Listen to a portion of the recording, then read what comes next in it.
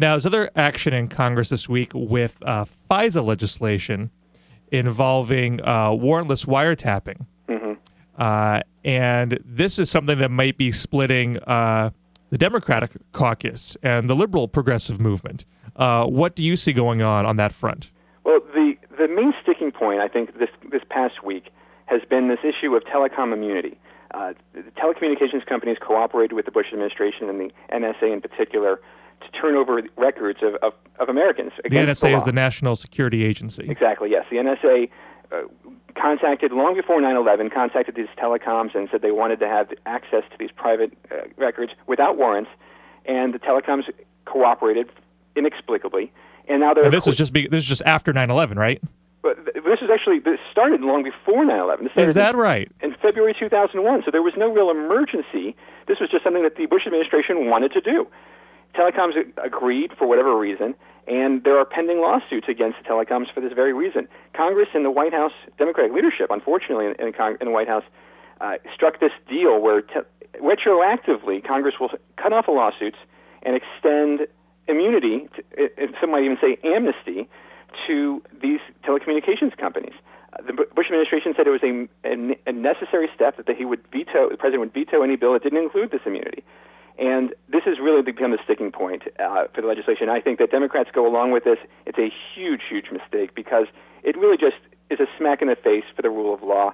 And I shudder to think what went on behind closed doors that allowed Senate Democrats to go along with this in the first place. But a bill with the telecommunications immunity is what's in the bill that cleared committee, yes? Correct. It's going to the Senate Judiciary Committee. It passed the Intelligence Committee, I think it was 13-2, the two votes coming from Senators Wyden and Feingold. That's from Oregon and Wisconsin. Thank you. And the Senate Judiciary Committee, though, it might be a slightly higher hurdle. Pat Leahy has been very critical of this. He's the Judiciary Committee chairman. And Arlen Specter, who's the ranking member from Pennsylvania, has also said that he opposes the immunity measure. So it'll be something for your listeners to look out for. So it's not what passed the Intelligence Committee does not go straight to the floor.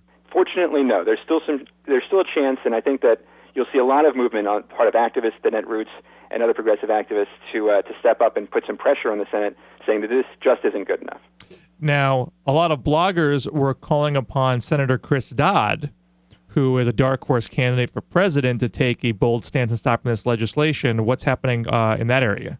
Last I've heard, Senator Dodd was very receptive to the Netroots. The Netroots reached out to him, and he said yes, that he'd put a hold on the legislation.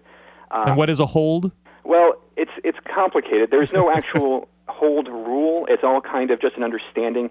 Things move in the Senate based on unanimous consent, and if somebody objects, then obviously there's a lack of unanimous consent and it makes things hard to move. Senators don't really use this trick very often. It's not really a trick. It's not really fair to say. This a maneuver.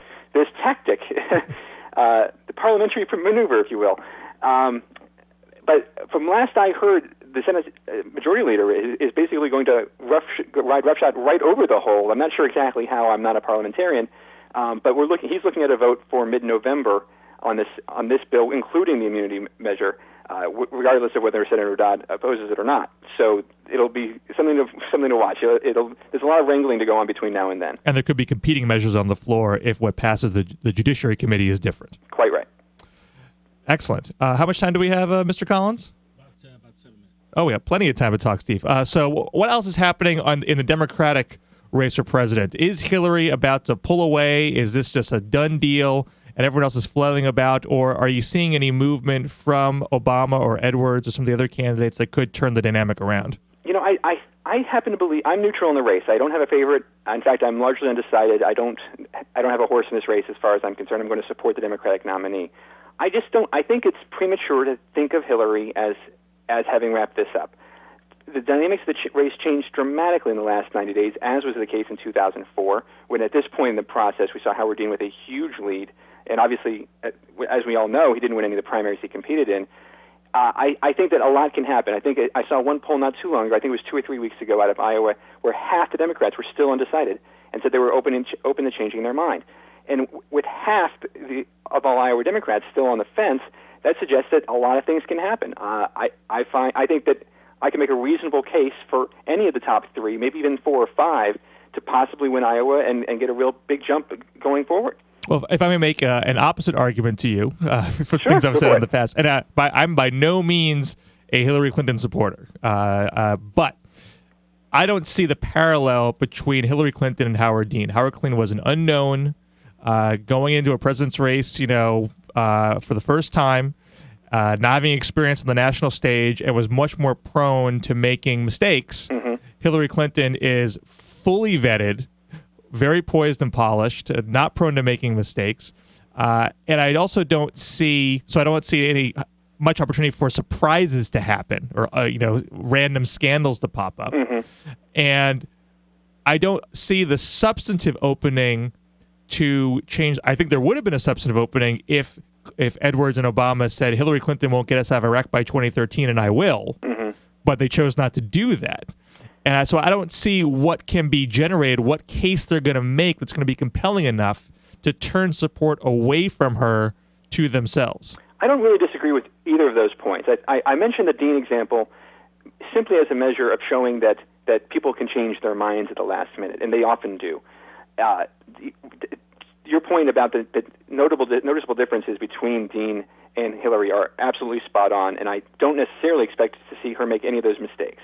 Having said that, I still think that there's some fluidity to the race, inasmuch as people who are saying they support her in the polls have not necessarily committed to her. I think the support is wide but thin, and I think that some of those people will have their minds changed, whether it be through arguments from Edwards and Obama or others, or simply because they feel like maybe she's not electable. They're worried about whether Hillary would generate a lot of enthusiasm among conservative activists.